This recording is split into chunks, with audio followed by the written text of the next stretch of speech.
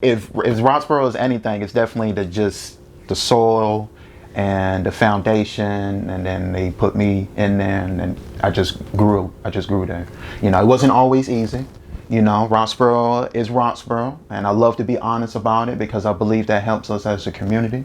And being nerdy, being black, being young is not always the coolest combination.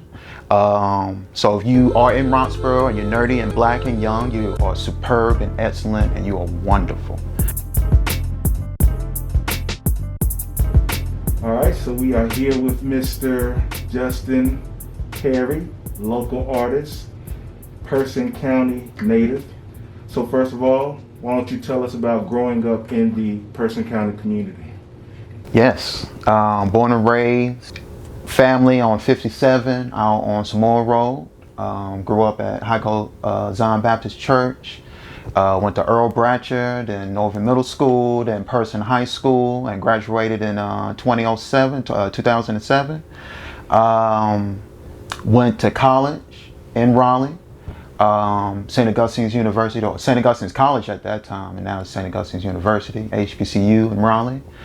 Graduated in 2011. Came back, lived, worked, and that's really where I started. A lot of the art that you see now was in Roxborough. Through childhood, through school. I remember in Person High School, Miss Garger, the art teacher, I went all the way to Art 4. You had to apply. You had to take Art 3 and then apply for Art 4 with an actual art project. And that was some of my first galleries, was on the halls in Person High School. Some of my first even business ideas came from helping people do t-shirt designs. A boyfriend, girlfriend, hooking up the name. Hey man, I want, can you put Crystal? Then can you put a Tweety Bird right beside it? I'm like, yeah, I hooked that up for $10, and bam. And I learned through church. I learned through family about connecting with others, and that's where I found a lot of my first supporters and people that still support me now in my art, my cousins and my aunts and my mom, my dad, my brothers and sisters. And they will always tell me that, like, wow, you can draw. And I was like, yeah, yeah. And it just never clicked for a long time about what that meant. But they always instilled that in me and kept putting it in me that, hey, you can do great things with your mind, but you can also do great things with your hand. If you choose to apply yourself with what you want, you can have anything that you want. And my brothers and my sister, they always saw me as an artist, and it was something that they taught me in a way. And I always feel like that community, my teachers throughout middle school and high school were really truly teachers in that sense, that they taught me that this is something that you already have within you, and you just need to do this or you just need to do that, and you can really propel yourself. But it was a business that I loved. I love business. I love to be able to create my own business and do advertisements, do promotions. I love commercials and acting. So I was just an art kid, and the business side was always really attractive. So when I went to St. Augustine's College, I went for business, and I wanted to understand everything I could about companies, and literally just take apart a Fortune 500 company and then put it back together in my own reflection.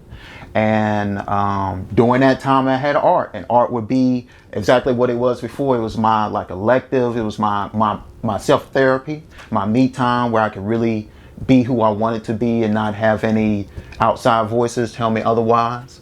And even there, I was painting for folks, drawing. Same similarity. I did art 1, 2, 3, and 4. That was one of my first murals. Was at St. Augustine's College. You can still see it now. It's in an arts hallway. Just we did the doors, and everyone had their own door. And I basically created a stained glass window. It reminded me of Zion's stained glass windows that we used to have, or we still have. And I basically shattered it, and behind the stained glass window was the universe and potential, and what you see is beautiful, but what's behind that can be ever expansive. And I just really love art, and it was still kind of a back burner. It was still kind of like plan C. It was never, it was, even 10 years ago, 15 years ago, there was still the starving artist. That's not that shouldn't be your only plan type deal, type mentality. So it was kind of hard to commit to it, not seeing it in a majority sense. My parents had, 9-to-5 jobs that they've always been going to year in and year out. All of the most stable people in my communities always had jobs that they've been at for 2, 3, 4, 5, 6, 7, 10, 12 years. So, but none of it was art, art teacher or art mentor or doing murals. So it was very like undiscovered country type stuff. So I was just like, you know what? Let me take it a step at a time. Let me get my degree. Let me understand what's around me. I came back to Roxborough, worked in Bojangles, just first adult life. It's funny. So I didn't have a job, right? Getting out of school. I came out during during the time to where they said college was the golden ticket. And then when you went to go cash in your ticket, they said, oh yeah, you need 5 years of work experience in this field. And you're like, I'm 19. I was 14 5 years ago. There's nowhere in the world I could work in this field. You know what I'm saying? Like, so you run into those walls. And I was doing jury duty and in Roxborough. Abe Jones was my judge. Abe Jones just got elected, but he was judge in Raleigh, went to Harvard, excellent black man. I love him. And I didn't meet him at the time, never knew who he was. He was there, and I was doing my testimony about why I should be a jury. And there was a manager of Bojangles there, and he liked that I just graduated from college. I just did a study abroad in China. I came back to Roxborough to live with my family and just help as much as I could. And I was struggling looking for a job. Well, not struggling, just looking for a job. And he gave me an application. I did the application during jury duty. I got hired a week later. And then I worked Bojangles for about a year. South Boston and Oxford and Roxborough and Raleigh. And art was always there. It was the same thing again. Even my manager was saying, like, well, why don't you just be an artist? Like, you talk about it all the time. You awesome at it. Show them pictures of what I was doing, and it still didn't click. And after I left that position, came back to Raleigh, just finding work where I can. End up coming back to Roxborough and working in Hampton Inn and doing third shift. And that's what I would really say when it started to click.